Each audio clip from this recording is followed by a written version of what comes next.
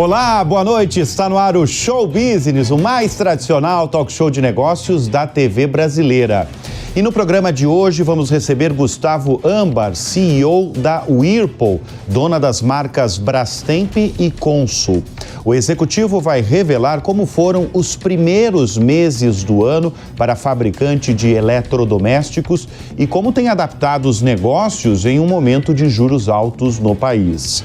Vamos receber também Leandro Silva, fundador e CEO da Lavateria, a rede de franquias que tem aberto uma loja a cada 40 horas no Brasil. Eu sou Bruno Meyer e seja muito bem-vindo ao Show Business que começa em instantes.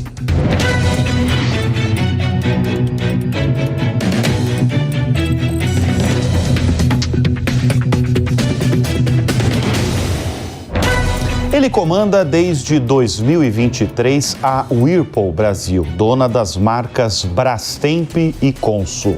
Nós vamos receber neste bloco do Show Business Gustavo Ambar, o comandante da Whirlpool no Brasil. Gustavo, obrigado pela presença aqui em nosso estúdio.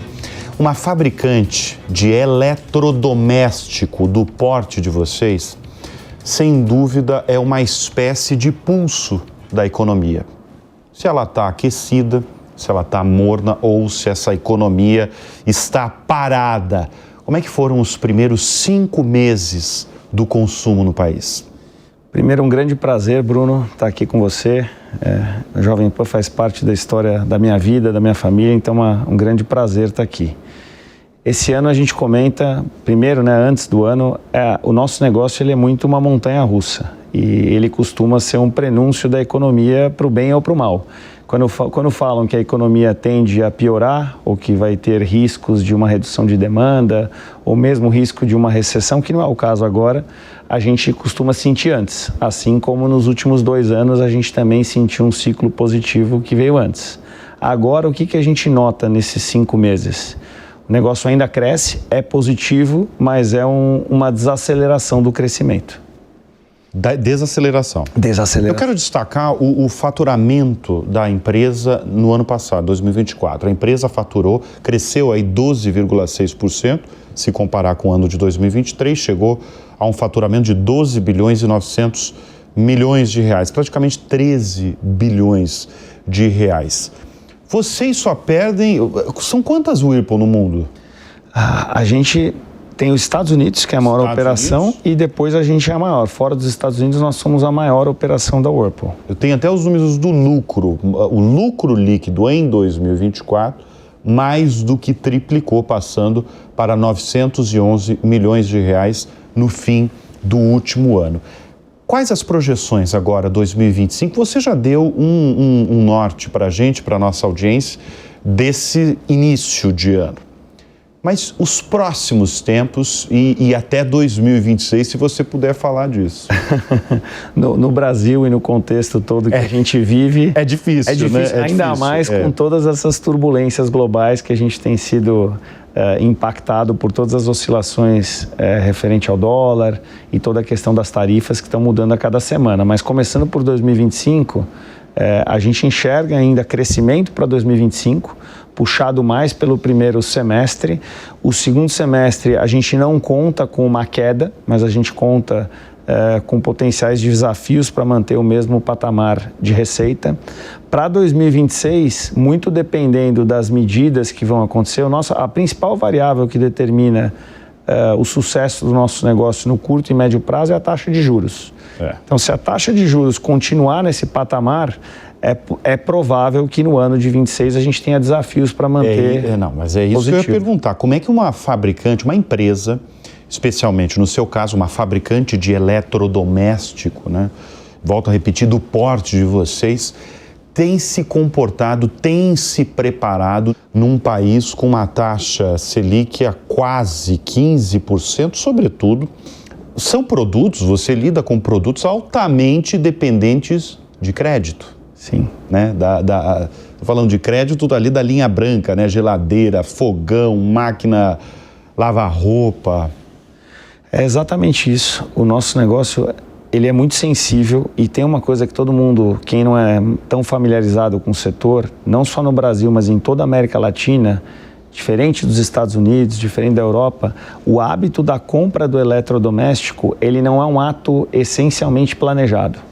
Muitas vezes você vai trocar de residência ou vai reformar a cozinha e isso é uma parcela menor no Brasil da troca do eletrodoméstico. Cerca de 20% provém de situações que envolvem o lar, a família. Os outros 80%, em geral, é o produto que ficou velho. E esse ficou velho e ficou depreciado não necessariamente é algo urgente. Então, na prática, o que significa isso? Que o ato de comprar um eletrodoméstico, ele tem um quê de impulso. E ele é muito derivado da expectativa, da confiança do consumidor de poder pagar essa dívida, né? Nós aqui brasileiros temos o hábito do parcelamento, do financiamento, do carnê, que você paga em 12 meses, 18 meses ou até mais do que isso. Então, se na hora que você tem um produto que está ali depreciado, tem uma oferta, tem alguma inovação, que é onde a gente ancora muito o nosso trabalho, trazendo alguma característica nova, uma usabilidade diferente, aí o consumidor ele faz a compra. Então, no contexto de um juro, e muitas vezes não é nem o valor do juro em si, é a sensação de que o juro subiu e que o dinheiro está mais caro. Então, o nosso desafio de, entre aspas, empurrar, né, como não é uma compra planejada, ele fica muito maior quando o crédito está restrito ou quando o consumidor vai pagar mais pelo uso do dinheiro de um terceiro. Agora, quando a economia aperta, vocês adaptam os produtos de vocês? Vamos falar de geladeira, por exemplo. Tem uma adaptação? Vou te falar assim, a gente tem é um grande privilégio que a gente já está há mais de 7 décadas no Brasil e a gente é detentor de 2 marcas poderosíssimas, respeitadíssimas pelo consumidor, que são as marcas Brastemp e Consul. E é interessante que elas atuam de forma super complementar. A gente fala que é uma estratégia bastante que uma compõe o que a outra não tem. Então, com o Brastemp, a gente sempre trabalha buscando trazer diferenciação, pioneirismo, alguma solução nova. E com o Consul, que é a marca mais penetrada no mercado brasileiro, a gente procura trazer acesso. Então, numa situação que a gente nota que o consumidor vai apertar um pouco mais os cintos, a gente continua fazendo o que a gente sempre faz, mas a gente procura ser ainda mais eficiente na busca de soluções para acessibilidade. E aí a acessibilidade é trazer um custo menor ou buscar a solução de matéria-prima que você consiga ser mais eficiente. Então esse é o caminho que a gente brinca que a nossa fórmula mágica ela é contínua e a gente dosa e adapta ela de acordo com o curto prazo. Deixa eu chamar a atenção para essas 2 grandes marcas brasileiras, né, que você acabou de citar. Brastemp, que é focada para público AB, e a Consul, focada para a classe C, D, E também? Também, porque os nossos produtos são muito distribuídos, né? Como é que é lidar, você, como grande comandante na operação brasileira, com marcas muito conhecidas de um país como o Brasil, mas que são muito distintas entre si no público-alvo? Olha, primeiro é uma responsabilidade gigante. Brastemp, em outros anos, em uma outra realidade, ela era marca, ela não era sinônimo de categoria, ela era sinônimo de qualidade. As pessoas falavam muito, mas isso aqui não é uma Brastemp, se referindo a ser algo muito bom. Então, isso era um slogan, não era? Era um slogan. Era um slogan, né? Era um slogan e que ficou famoso, um bordão quase... Bordão, mais do que... Foi mais do que uma década, 2 décadas, e as pessoas com um pouco mais de experiência até hoje comentam a respeito. Então, é uma responsabilidade gigante lidar com isso. Do outro lado, com a marca Consul, que é uma marca, como eu falei, de mais penetração e acessibilidade, o público consumidor do produto da Consul, ele tem o dinheiro muito contado. É aquela coisa milimetricamente calculada e eu diria que a expectativa é tão grande em outras dimensões como é a de Brastemp ou talvez maior. Porque você não pode desapontar um consumidor que, se ele não gostou do teu produto, ele não vai comprar outro. Então, essa responsabilidade de liderar essas 2 marcas e estar na casa do consumidor que interage com ela todos os dias é uma grande honra. Você falou que o Brasil é o segundo maior mercado da Whirlpool, né, nos negócios globais da operação. Como é que é a operação no Brasil? Vocês têm quantas fábricas? A gente tem 3 plantas no Brasil. Tá. A planta principal que a gente tem é em Joinville, que é a planta de refrigeração. A segunda planta é em Rio Claro, que é principalmente lavanderia e fogão.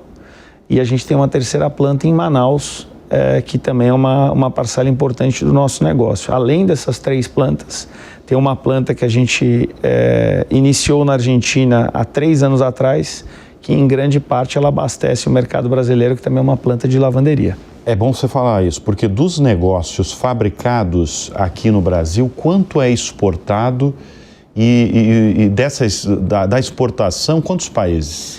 A gente exporta alguma coisa para a América do Sul, é uma parcela baixa, te diria que percentualmente 2, 3% do que a gente fabrica aqui.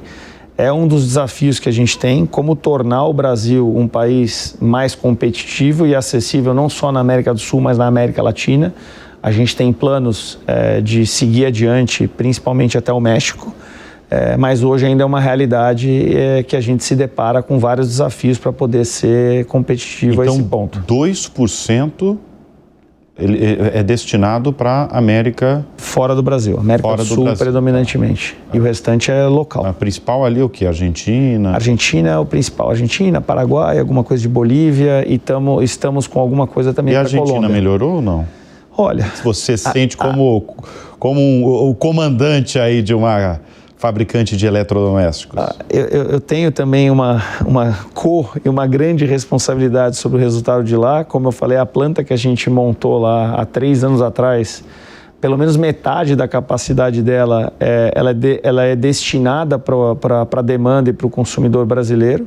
O que a gente notou desde o início do ano passado é que a Argentina ela fez uma mudança radical de uma economia fechada, que você tinha dificuldade de entrar e sair com bens, matéria-prima e mesmo produto final, e ela fez uma mudança grande desde o início do último governo, ao contrário, numa abertura comercial grande. Então a gente está num processo ainda de adaptação para lidar com essa virada da gestão argentina. Ô Gustavo, o que de mais relevante mudou no comportamento do consumidor brasileiro nesses últimos tempos? Olha, algumas preocupações que eu diria que elas já existiam e elas foram ganhando relevância. Então, a preocupação com eficiência energética, seja pela perspectiva de redução de gasto, né, de orçamento familiar, seja pela consciência em relação ao meio ambiente. Isso é algo que vem ganhando cada vez mais força. Eu diria que essa é uma mudança real que está acontecendo com o consumidor brasileiro.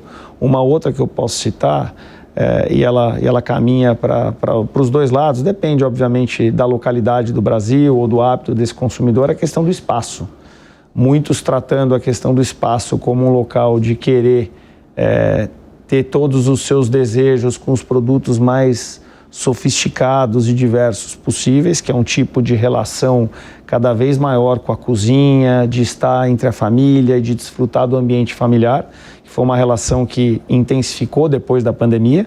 A gente lembra do período que a gente ficou muito restrito e a casa se tornou um centro, mas também tem a situação contrária, que as pessoas, principalmente quem mora nas grandes capitais, o espaço ele acaba sendo uma grande restrição. E aí você ter a menor quantidade de eletrodomésticos ou de produtos na tua casa que atendam a sua necessidade, também é uma tendência que a gente observa. Uma outra, por fim, que eu posso citar é a questão de conectividade, de conexão com os produtos e, de alguma forma, ter uma interação mais tecnológica, mais fluida, não só em relação aos eletrodomésticos, mas todos os produtos do lar. Então, te diria que essas tendências... Falando em tecnologia mesmo, de fato, numa geladeira, isso que você está falando é extremamente relevante, que é a internet das coisas, de você estar num carro, de você estar na sua casa e tudo estar conectado, né? Como é que anda a tecnologia? Porque a tecnologia já chegou na geladeira há um bom tempo, mas em que estágio ela está? nos últimos tempos. Eu queria que você falasse de inovação, de surpresas suas em relação à inovação, à tecnologia dentro dos produtos de vocês. Olha, primeiro, Bruno, a gente pesquisa e coleta dados e aprende com cerca de 300 mil consumidores todos os anos. Então isso é a base. 300 mil, tá? 300 mil. Alguns com interações mais superficiais e outros que a gente tem interações profundas de horas para poder entender comportamento e hábito. Então isso está no nosso DNA.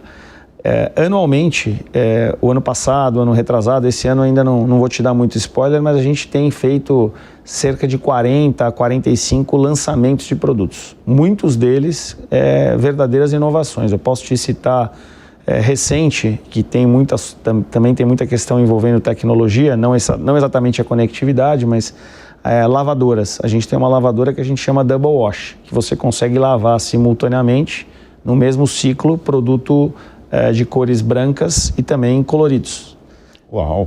Então isso é uma eficiência, uma possibilidade que você simplifica e facilita a vida do consumidor.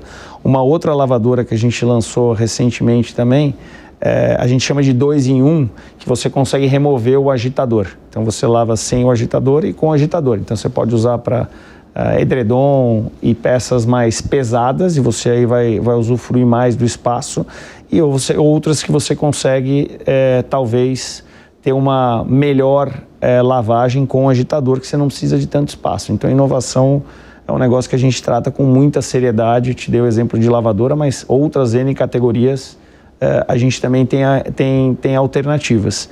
Quando você pensa na questão da conectividade, e aí a gente está trabalhando aquela história de você quer criar uma demanda ou, entre aspas, criar uma necessidade que talvez o consumidor nem saiba que ele tem. A gente não chegou lá ainda e talvez nenhum fabricante tenha chegado, mas qual é o fato? O consumidor, hoje ele declara a importância, evidentemente os consumidores com mais possibilidades, ele declara a importância de você ter a conectividade, de você conseguir interagir de forma digital com o produto, mas os poucos produtos que a gente já fez isso não teve essa usabilidade tão fluida. Então te diria que ainda é muito mais objeto de desejo e quase de status e de realização individual do que algo efetivamente que já conecta com a tua vida dentro do lar. Deixa eu chamar a atenção agora para a sua trajetória, porque você é jovem, você tem 47 anos, você comanda uma companhia extremamente relevante no setor em que atua, você comanda 13 mil profissionais no país. O que você acha que foi determinante para a sua ascensão na profissão até chegar na cadeira que você está, na cadeira de comandante mesmo da empresa? Primeiro, obrigado pelo jovem e pela responsabilidade. Não, 47 anos é jovem, não é? É jovem, não é? Considerando que hoje que a gente vai até 90, 100, é jovem. Exatamente. Tá chegando exatamente, exatamente. Mas eu te digo que eu acho que algumas coisas. Primeiro, eu brinco, né, que é o trabalho duro e intenso de todos os dias, que é aquela coisa de você ter a disciplina, de você fazer algo que você gosta, de você ter as interações sempre com humildade e abertura para poder conhecer e aprender com as pessoas. O segundo que eu te falo que me ajuda muito é curiosidade, né? Curiosidade no sentido intelectual de você querer saber o que você não sabe. Isso eu tenho escutado de muitos executivos ultimamente, sabia? Curiosidade. Ainda mais num contexto que as correlações entre as coisas ou aumentam ou mudam constantemente. Então, se você não tem aquela inquietude de fazer pergunta, de conviver e lidar com gente diferente de você, diferente em todos os aspectos, não só de ser, mas de conhecimento mesmo. Então, isso é uma coisa que me ajuda muito, poder ter essa ansiedade pelo novo, por aprender, e isso normalmente vem com gente diferente de você. Você assumiu em 2023. Correto. Não foi um período muito fácil, né? Olha, Como é que você define quando você sentou ali na cadeira? A gente viveu na Whirlpool, na indústria, e acho que vários setores do Brasil, o 2022 foi muito duro. E o começo de 2023, que foi quando eu assumi, ele ainda estava declinante. A gente vinha de uma indústria há quase 2 anos em queda, e como eu te falei da montanha-russa, que não é um negócio que você cresce marginalmente, ou 2, 3, ou acompanha o PIB. É muito mais do que o PIB e eventualmente muito menos. Então, aquele ano, a gente ainda estava num processo de muita priorização, muita simplificação, até uma questão de confiança, né, de entregar os resultados depois de 2022.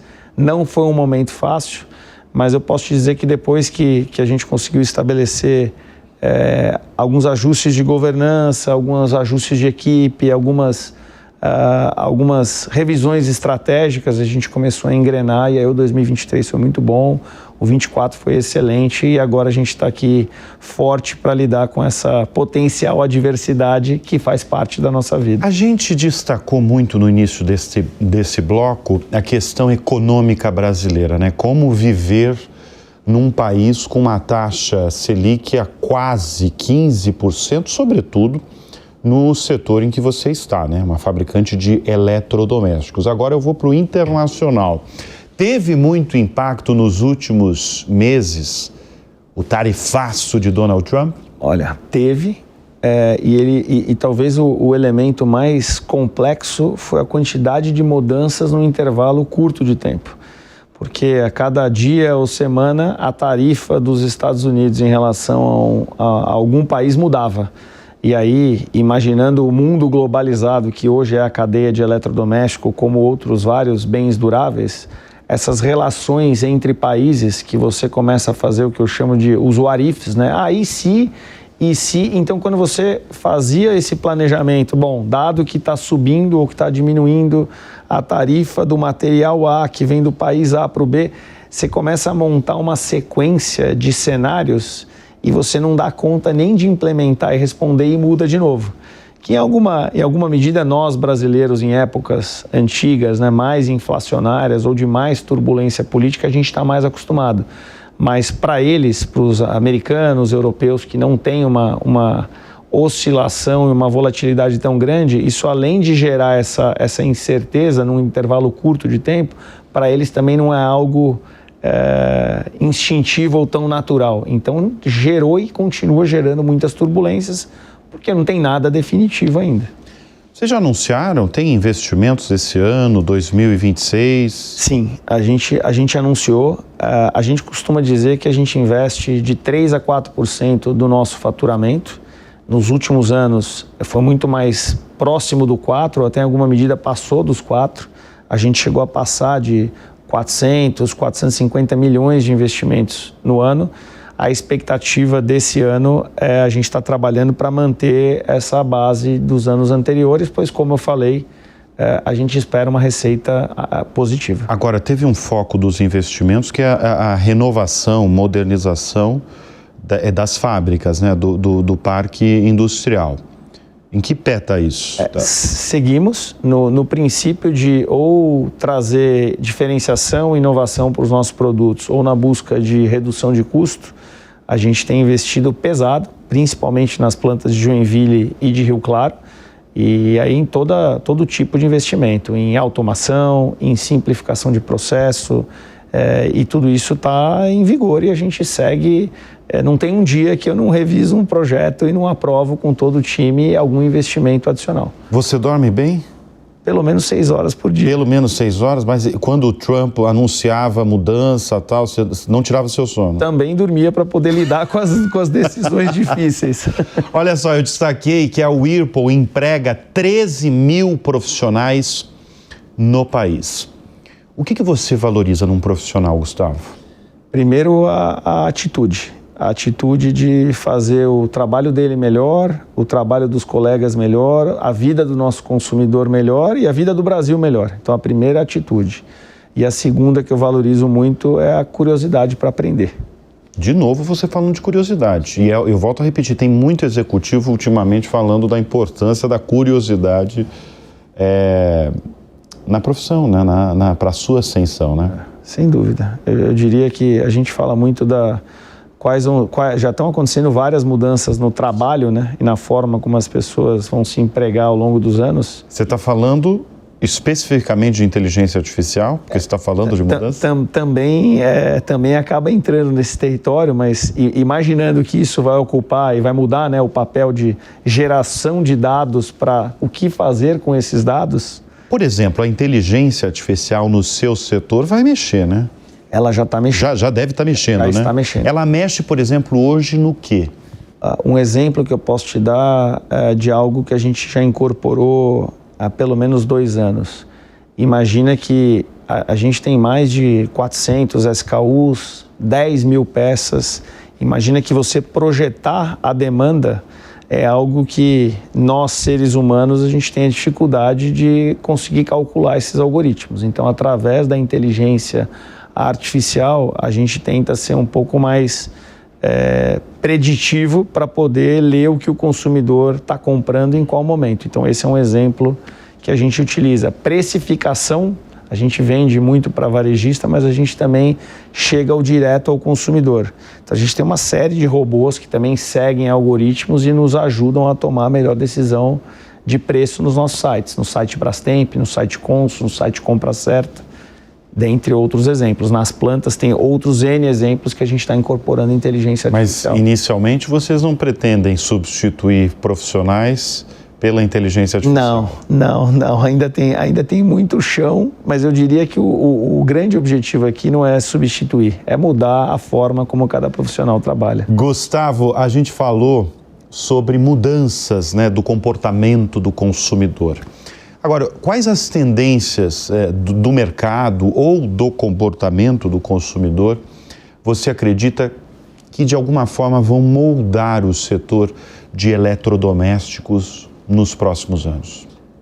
Como eu citei, né, tem a eficiência energética, que eu acho que é uma tendência, a busca por essa melhoria dos produtos, seja pela questão de economia de gastos ou pela questão do meio ambiente. Eu acho que é uma tendência que também nos obriga a fazer cada vez produtos que gerem mais economia de água ou de luz. Então essa é uma tendência contínua, que cada vez vai ser maior. Ainda na questão da preocupação com o meio ambiente, um programa interessante que a gente lançou há 2 anos atrás, também no consumidor, não sei se você sabe, mas uma das razões que inibem a compra do eletrodoméstico é o consumidor não saber o que fazer com o produto velho. Ele não sabe o que destinar, como destinar, ele não tem tempo para se desfazer desse produto. Então, uma das expectativas e tendências que a gente enxerga, mesmo para produtos que são tão pesados e talvez uma cubagem, né, uma complexidade alta, o consumidor ele espera que a gente dê um fim a ele. E a gente lançou há 2, 3 anos atrás esse sistema de logística reversa que a gente retira de todos os municípios do Brasil produtos velhos, seja nosso ou de concorrentes, e não somente de eletrodomésticos. Até dos concorrentes. Até dos concorrentes, com todo o respeito, mas é algo que a gente está prestando ao meio ambiente. Então, uma tendência concreta é o consumidor, ele quer saber o que acontece, qual o impacto que ele gera no ambiente e de quem ele compra, o que essa empresa, essa indústria faz a respeito. Então, essa eu também te diria que é uma outra vertente. Ô Gustavo, quem são as suas referências na vida e no mundo dos negócios? Poxa, pergunta difícil. Você tem referências? Olha, eu te diria que eu tenho... eu procuro sempre me inspirar em recortes das mais diversas pessoas. Então, eu procuro sempre... Já tive alguns líderes na Whirlpool ou em outras experiências que eu extraí alguma coisa. Tem grandes profissionais do mundo esportivo que de alguma forma eu também extraí alguma coisa, como por exemplo o Ayrton Senna, que é aquela perseguição infinita pela vitória, que é algo que eu também que eu admiro muito. Alguns jogadores do mundo do futebol, não vou citar nomes porque também gera a questão da paixão dos times, mas também um pouco da questão de jogar em grupo, do vencer, do inconformismo. Então eu procuro extrair dentro daquilo que é o meu universo de convívio, de entretenimento, eu procuro trazer essas inspirações para a minha vida. Você gosta de esporte, né? Super. Por isso que deu para ver, deu para ver. Ayrton Senna, futebol. O que você pratica? O que eu mais pratico é futebol, natação e academia. Todo dia você faz? Todo dia, 6 vezes por semana eu faço alguma coisa. Alguma coisa. E isso te ajuda no teu dia a dia? Ah, demais. É onde eu extravaso, é onde eu não penso no que eu tenho que fazer. Muito bem. Nós conversamos neste bloco do Show Business com Gustavo Ambar, o comandante da Whirlpool Brasil. Obrigado pela presença aqui no Show Business. Obrigado a você, Bruno, e a gente se vê em breve. Com certeza. E o Show Business faz uma breve pausa e volta em instantes.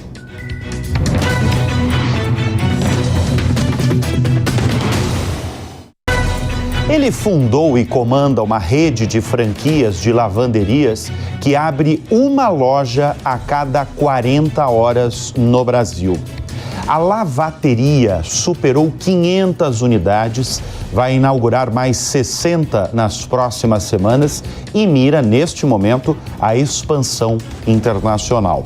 Nós vamos conversar neste bloco do Show Business com Leandro Silva, fundador e CEO da Lavateria. Leandro, obrigado pela presença em nosso estúdio. Uma loja da sua rede é aberta no Brasil a cada 40 horas. O que explica esse interesse nacional na sua rede? Bruno, primeiramente, muito obrigado pelo convite. Me sinto orgulhoso e honrado de participar do seu programa. Espero poder corresponder, né? E é bem legal essa primeira pergunta, a gente já começar assim. A Lavateria, ela nasceu em 2017, a gente fez um modelo de negócios interessante para o mercado.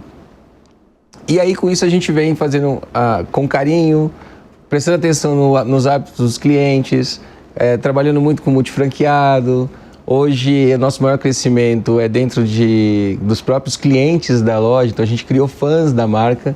E isso faz com que a gente tenha um processo de expansão acelerado. O próprio cliente vira fã que quer ter um negócio daquele, se sente bem, e aí isso faz com que a gente tenha esse nosso crescimento, atingiu essa marca histórica para a gente que foi muito legal, muito, muito feliz também por isso. Então, acho que dentro do nosso ecossistema, eu acho que o próprio cliente faz com que a gente tenha esse crescimento acelerado. Mas é que é impressionante mesmo, uma loja a cada 40 horas, isso é no Brasil inteiro? Isso no Brasil inteiro. Tá. Hoje a gente está presente em todo o território nacional, em todas as Mas capitais. Tem regiões que vocês são mais populares? Tem. Quando a gente começou, foi uma surpresa muito grande, muito no norte do país, norte e nordeste. Foi o boom de lavanderias de autosserviço. Foi bem Norte e Nordeste? Norte e Nordeste. É curioso isso porque o Leandro é de São José do Rio Preto, interior de São Paulo. Como você falou, fundou a Lavateria em 2017. Por que você entrou nesse ramo de franquias e focado em lavanderias? Bom, o ramo de franquia, eu trabalhei, fui executivo em 2 grandes empresas. E aí, quando eu voltei para o interior, eu trabalhei muito aqui em São Paulo, tive uma empresa de odontologia que eu realizei e vendi essa empresa. E aí, quando eu voltei para o interior, eu fui prestar consultoria para uma franqueadora de filtros de água. E aí eu tive acesso ao franchising. Falei, olha, eu preciso ter um franchise, eu quero ter um franchise porque é uma forma de você escalar a tua ideia. Mas eu não tinha uma ideia. O que eu vou fazer? Vou fazer franchise, mas eu não sabia o quê. E um dia surgiu a ideia da lavateria, de uma lavanderia. Por necessidade, eu precisei desse serviço. E eu fui atrás, nunca tinha utilizado, e eu vi que era um produto caro. Era um produto que não tinha acesso à classe média, então era um produto que as pessoas usavam para fazer roupas de convívio social, roupas de festa, terno, camisa e edredom. Mas o dia a dia acabava fazendo em casa. Eu entendi uma oportunidade de lavanderia, fiz um business plan, dei uma estudada, coloquei na planilha de Excel, montei um business plan, validei com a minha secretária do lar que eu tinha na época, quantas roupas você passa por mês, eu preciso descobrir quais são os gargalos aí, e montei uma lavanderia. Falei, acho que esse negócio é legal. Montei uma lavanderia para atender 85, só podia ter 85 clientes. E aí nós saímos para vender. Vendemos 60 para vender plano de serviço. Então, eu buscava, lavava, passava, embalava e entregava 150 peças no mês, 45 peças no mês por R$150. saía R$ 3,33 a peça. E aí eu falei, acho que eu vou pegar um nicho que não tem acesso a grandes marcas e grandes players no mercado, que eu vou começar a fazer alguns planos de serviço. Em 60 dias, nós fizemos 60 planos de serviço. Falei, achei o negócio. E aí fui fazendo os ajustes finos, nunca fui de lavanderia, fui sempre vendedor e sempre fui atrevido. E aí deu certo. Aí modelei o ano inteiro de 2017 lavanderia e depois a gente saiu para a expansão. Eu gosto de falar desse setor de franquias porque ele é muito poderoso, muito lucrativo, emprega milhões de brasileiros diariamente, como você também emprega. A gente, inclusive, já recebeu em edições passadas o José Carlos Semenzato, né, que também é de São José do Rio Preto. São de São José do Rio Preto. Ele é de Lins, mas a empresa sede, a primeira empresa Microlins. Quer dizer, ali no interior, ali de São José do Rio Preto, é a mina das franquias, é isso? São José do Rio Preto é o Vale do Silício do franchise. É mesmo? Tem mais de 280 marcas lá. Caramba. Mas recebe algum incentivo, não? Não, muito não. São as pessoas mesmo que vão... Para você ter uma ideia, nós temos uma comarca jurídica em São José do Rio Preto, de franchise. Franchise tem uma lei específica, né? Tá. E nós temos uma comarca que pega todas as instâncias do franchise e é feita em Rio Preto. Ô Leandro, agora focado em franquias, na sua avaliação, franquia é a melhor forma de se empreender no Brasil? Depende. Eu falo assim, para você ter uma franquia, você tem que ter vocação de ter uma franquia. Porque ter uma franquia, ele acaba te engessando no negócio. Você compra um modelo de negócio, testado e aprovado, escalado, né? Então, ter uma franquia, você precisa ter vocação. Acho que esse é o primeiro ponto. Por quê? Você vai comprar um modelo que vai ter uma cor, vai ter um layout, vai ter um produto, vai ter uma forma de trabalhar, uma forma de vender, um sistema. Então, para você não pensar muito. Muita gente gosta do modelo de franquia, porque ter uma franquia é como você entrar numa corrida de automóvel com 2 voltas à frente. Não significa que você vai ganhar. Por quê? Porque existe a regra de você parar no box, de você frear, como você vai frear para você não perder o freio na curva, porque alguém pode encostar em você, como você vai economizar combustível e como você vai conduzir o teu carro até a liderança e até ganhar o prêmio. E ter uma franquia é muito assim. Tem gente que compra uma franquia, mas não tem essa vocação. E aí vem os problemas. Mas eu acho que ter uma franquia no Brasil é muito saudável, muito bom, tem muitos negócios bons, muitos negócios positivos. E você já pega um modelo testado, aprovado e muito fácil de tocar. Falando do seu caso, qual que é o perfil do franqueador, da sua rede? Eu acho que primeiro tem vocação. O segundo, porque o franqueado normalmente ele não tem o amor na marca que a gente tem. Ele tem uma franquia para ter aquilo como um negócio, né? Então, a gente entende isso, que ele não tem aquela paixão na marca. Depois ele adquire, mas ele entra como um bom negócio. Então, ter vocação de ser franqueado, acho que esse é o primeiro ponto. O segundo ponto é ter tempo, porque ter uma franquia, você compra um modelo de negócios, testado e aprovado, tudo pronto, mas existe 50% do franqueado que é a parte da venda. Nós contribuímos com o franqueado, mas a execução é dele. Você precisa ser um bom vendedor.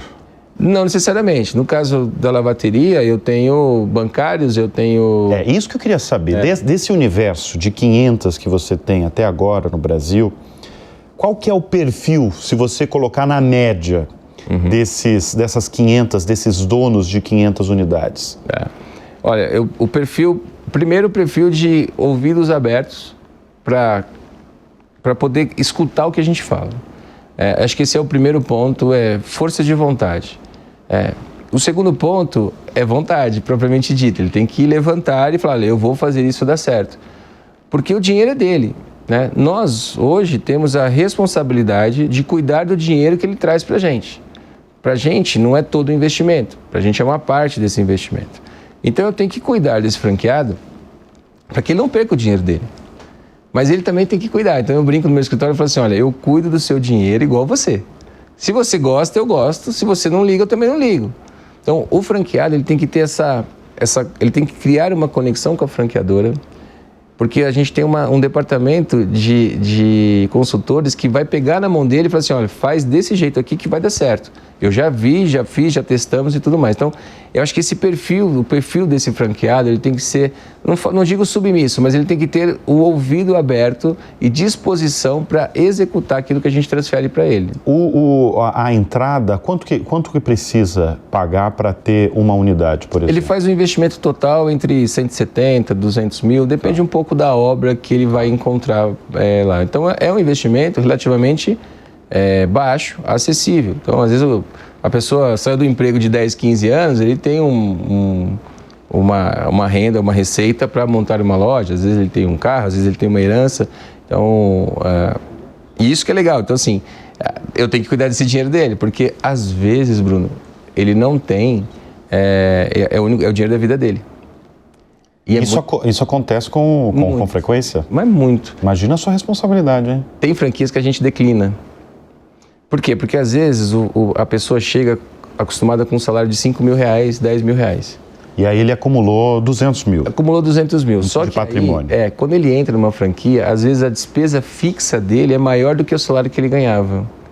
E o caixa dele está pequeno. Aí quando a gente percebe isso, a gente fala, ó, declina da venda. Se ele já pagou, devolve o dinheiro, porque isso vai dar problema no futuro. E a gente faz muito isso. Eu destaquei aqui, né? Tem unidades no Brasil todo. Você falou, inclusive, do início muito bom que foi no norte e no nordeste do Brasil. Agora, o que me chamou a atenção também é que você tem unidades em comunidades periféricas. Isso de algumas capitais brasileiras. Sim. Como é que funcionam essas unidades? Se há diferenças? Uhum. E como é que é o sentimento da população mesmo quando chega, por exemplo, uma rede de lavanderias como a sua? A nossa loja é muito bonita.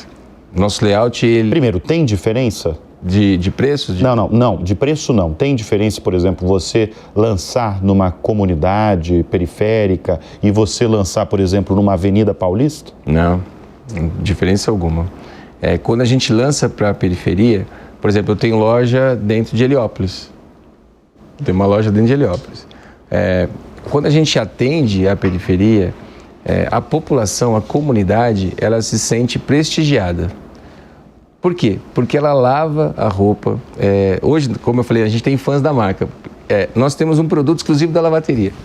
Né? Todo dia eu recebo e-mails querendo comprar produto, inclusive de concorrente. E a gente só fabrica para a lavateria. Quando a gente leva isso para a comunidade, a gente dá dignidade para cuidar das roupas. Então, o que eu recebo de fotos marcando a lavateria, de pessoas que entram em comunidades e falam, olha onde é que eu estou lavando a roupa, ele estufa o peito, ele se sente prestigiado. E isso é muito legal para a gente. Por exemplo, eu tenho uma loja na Avenida Paulista, no Center 3. Um público CB, eu atendo a parte da Bela Vista, que é para baixo ali, a gente vê que é o mesmo carinho que eles têm pela loja periférico aqui. Eu tenho loja na Zona Sul, eu tenho loja na Chácara Santo Antônio, eu tenho loja na periferia de Belém, de Manaus, eu tenho loja que eu atendo boliviano, eu tenho loja no Acre, que 70% dos meus clientes são bolivianos, eles atravessam a ponte para ir lá. Ô Leandro, e tem muita diferença de se fazer negócio nesse Brasilzão, com todos esses exemplos que você está dando em Belém, em Heliópolis, no sul do país, tem muita diferença? Tem. Cada região tem a característica do empreendedor, né? Então, Minas Gerais é diferente do Rio de Janeiro, que é diferente de São Paulo, que é diferente do Norte, de Manaus, de Macapá, por exemplo. Então, mas o objetivo, quando ele vem, é sempre o mesmo. Ele tem o objetivo de colocar o dinheiro dele e o dinheiro dele trabalhar por ele, para ele. Nós não precisamos de funcionário, que isso é muito legal. Então, o objetivo é o mesmo. Nossa função é setar expectativas. Então, às vezes, como um investimento de 200 mil, o franqueado não pode esperar ganhar 50 mil por mês. Não dá, né? Então, a gente, às vezes, seta expectativas. E isso é muito legal. Setar as expectativas, aí as regiões não importam mais onde está.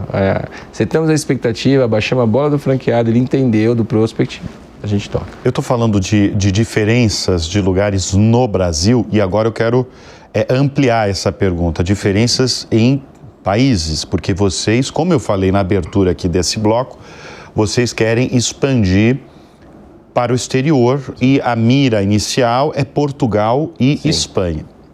Em primeiro lugar, por que esses dois países? Por que já exportar? E se vocês estão vendo diferença de se fazer negócios também em relação à Espanha, Portugal, Brasil... Paris também? Paris, a gente acabou de fazer uma feira lá agora em março. Em Paris também, a gente está... Eu quero entrar. Quer dizer, vai ter a lavanderia, a lavateria na Champs-Élysées? Vai, se Deus quiser. Vai ser uma honra, com certeza. Ó, Portugal, existe muita diferença. Então, Portugal, a Europa, como os Estados Unidos, vamos falar da Europa. A Europa, lavar roupas é muito comum. Nos Estados Unidos nem se fala, mas na Europa, lavar roupa é como se fosse commodity. Tem muitas lavanderias lá de autosserviço. Por quê? Porque é um clima frio, as roupas são pesadas, então eles precisam utilizar, não dá para secar em casa. Tem gente que deixa a roupa pendurada uma semana na sacada do prédio e a roupa não seca, ela fica até com mau cheiro. E eu fui para lá porque eu fui passar um mês em 2023 e eu entendi essa dificuldade e essa necessidade que as pessoas tinham lá. Para você ter uma ideia, Bruno, lá... quando você entrar até faça um convite depois, entre em lavanderias na Europa, Portugal, e vê lá no Google as reclamações e as respostas. Os donos de lavanderia respondem assim, minha roupa não secou, eu não gostei do serviço. A resposta é assim, ainda bem que existem outras. Mais ou menos assim. Então, tipo, cara, tudo bem, vai para outro lugar. E aí, quando a lavateria chegou, a gente chega com carinho, né? Então, eu chego com um layout bonito, eu chego como brasileiro preocupado em te atender, em resolver o seu problema e tirar a sua dor. Então, eu trabalhei... choque de realidade. Choque de realidade. Então, quando eu estou em loja, eu sempre escuto pessoas falando assim, cara, isso aqui é uma franquia? Eu falei, por quê? Eu falei assim, porque é muito bem cuidado, é muito bem bonito, a roupa sai cheirosa e tal, e você vai do lado assim, então... enxergar essa oportunidade me fez levar a marca para a Europa. Tinha um amigo indo também, as coisas vêm com sorte, né? Vem acontecendo. Montamos a primeira unidade e aí no final de 2024 eu tive 2 executivos do Brasil que se mudaram para Portugal e a gente está com um escritório hoje em Porto, na verdade em Braga. Nós já temos lá 7 ou 8 unidades em operação, já tem quase 15 unidades comercializadas e a gente vem abrindo lojas. E agora, 2025, tem um desafio muito grande de fechar 2025 com 50 lojas em operação. 50 lojas em? Operação. Onde? Em Portugal. Em Portugal? Em Portugal. Você quer fechar esse ano com quantas unidades? No Brasil, eu quero ter 650 lojas em operação, não só vendidas, comercializadas, mas operando até dezembro. E em Portugal, 100 unidades. Leandro, na Europa, 100 unidades. Você sente um impacto econômico sobre brasileiro? Vamos falar brasileiro, taxa Selic 14,5%. Sinto. No teu negócio, eu estou trazendo um exemplo aqui no Show Business neste bloco de uma rede de lavanderias que está, volto a repetir, porque eu gosto de repetir companhias que dão certo, uma loja aberta a cada 40 horas no Brasil. Mas você sente impacto?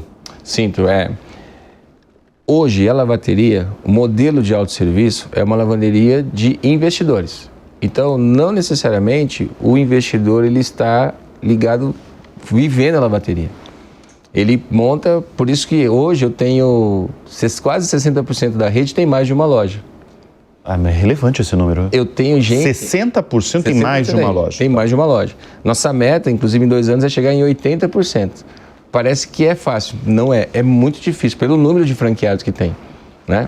Então, o franqueado hoje, ele vem com a característica de investidor. Quando a Selic está muito alta, o investidor, ele deixa o dinheiro rendendo.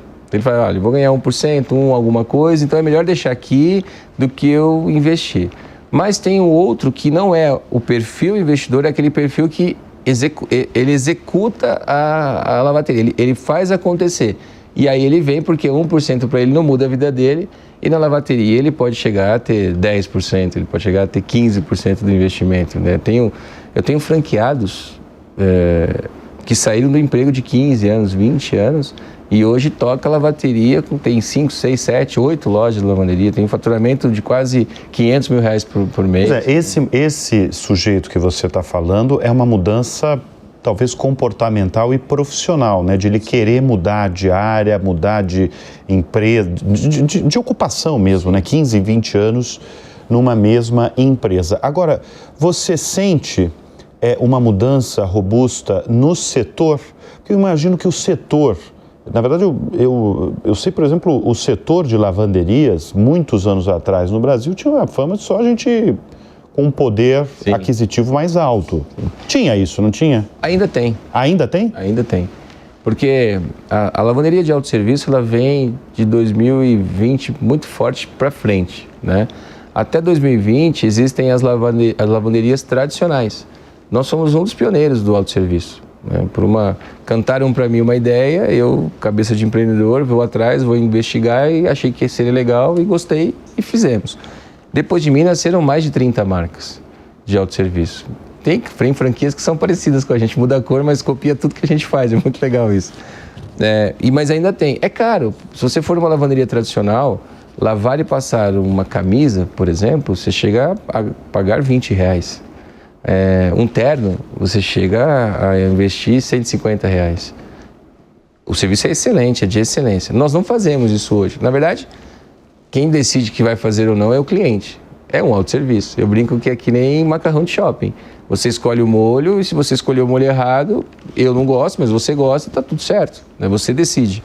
No autosserviço é exatamente assim. Então, a lavanderia de autosserviço, ela veio uberizar, popularizar o serviço de lavanderia e ajudar as construtoras também, porque está cada vez menor, né, os imóveis. Ah, sim, Você falou que você tem uma cabeça de empreendedor, né? Isso sempre teve com você, Leandro? Essa alma de empreendedor? Até os 30 anos, eu achei que eu ia ser diretor de uma grande empresa. Eu me preparei para isso. Porque você tem uma longeva carreira corporativa, né? Eu trabalhei 10 anos com bebida na Ambev e trabalhei mais 10 anos com telefonia na operadora Claro. E eu achei que eu fosse ser diretor até os 30 anos. Então, eu estudei, eu fiz pós-graduação, fiz MBA, fiz cursos de Sebrae, eu me preparei e eu também queria dar aula de pós-graduação em MBA. Então, eu achei que a minha vida seria assim. E aí eu fui forçado, houve uma mudança, uma estrutura na empresa, eu saí dessa empresa, anos depois, e aí eu fui convidado por a mesma empresa de empreender com eles. Aí eu fui picado. E eu falei, poxa, o meu desligamento foi assim, meu diretor falou, olha, não tem nada pessoal, você é um cara inovador, pensa diferente, por que você não monta um escritório para me atender? Uau, mas não é todo mundo que faz isso não, hein? Aí eu até brinquei, falei, mas eu posso? Ele falou, pode, porque aí você pega todas as tuas ideias, eu acho que por isso que eu fui demitido, e coloca em prática. Eu acho que incomodava um pouco, porque eu sou questionador. Sim. E assim foi feito, assim eu fiz.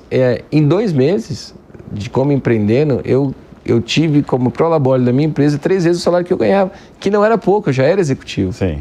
Falei, olha, eu acho que esse é o caminho. Eu acho que esse é o caminho. Agora, você tem uma trajetória, né? Você trabalhou na Ambev durante muitos anos, sempre ligado na área de vendas. Sempre, a Ambev foi minha escola.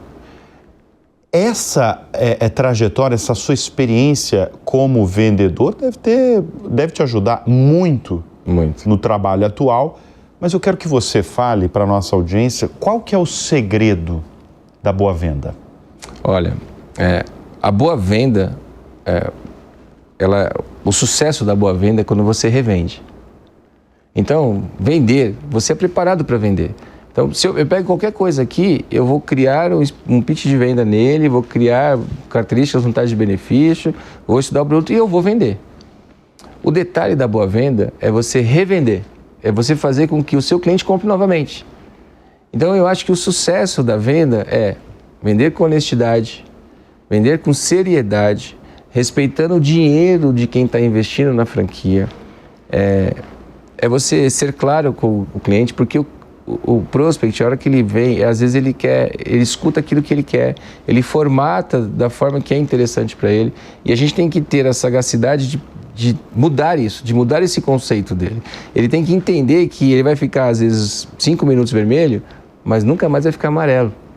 Porque é difícil você ter uma pessoa na sua rede amarela por muito tempo. Você vai causar problema. Então, eu acho que um vendedor de sucesso é aquele vendedor que revende. Eu posso dizer que eu sou um vendedor de sucesso, porque nós temos 60% de multifranqueados, significa que eu revendo, né? E um vendedor de excelência é aquele que vende pela segunda vez, pela terceira vez.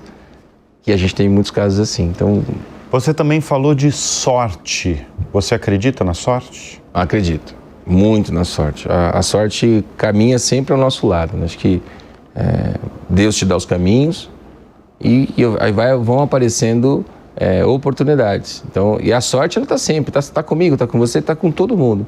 O que a gente precisa ter é a atenção de saber pegar a sorte.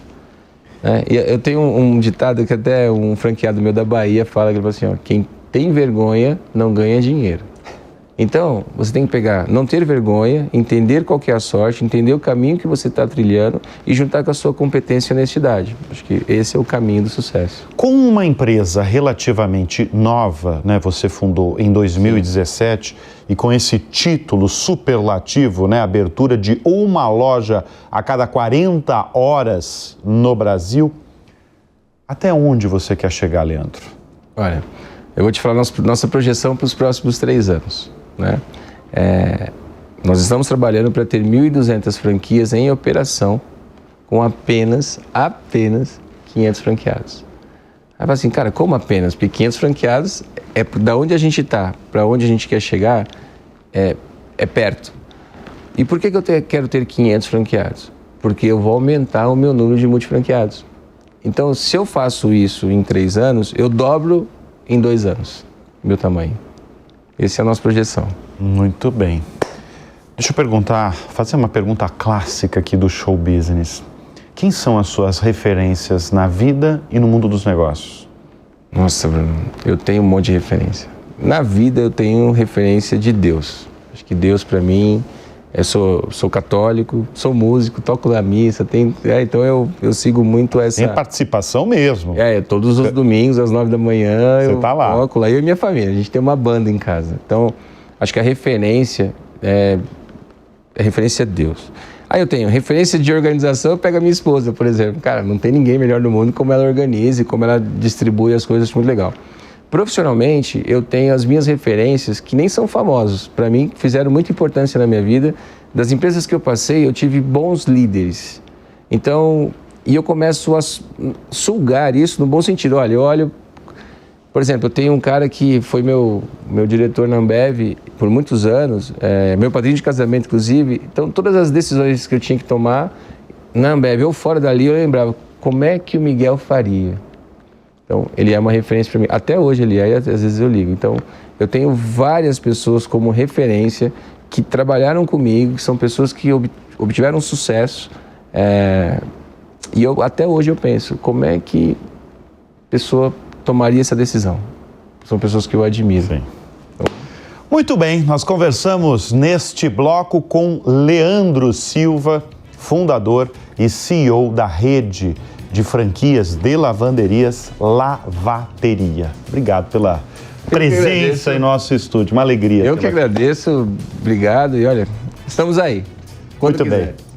Bom, e agradeço a sua audiência, a sua companhia, o Show Business vai ficando por aqui. Eu tenho um convite antes de encerrar. Se você quiser ter conteúdos exclusivos aqui da Jovem Pan, faça a sua assinatura, entre lá, www.jovempan.com.br e assine. Obrigado mais uma vez pela audiência. A gente volta na semana que vem. Até lá. Tchau.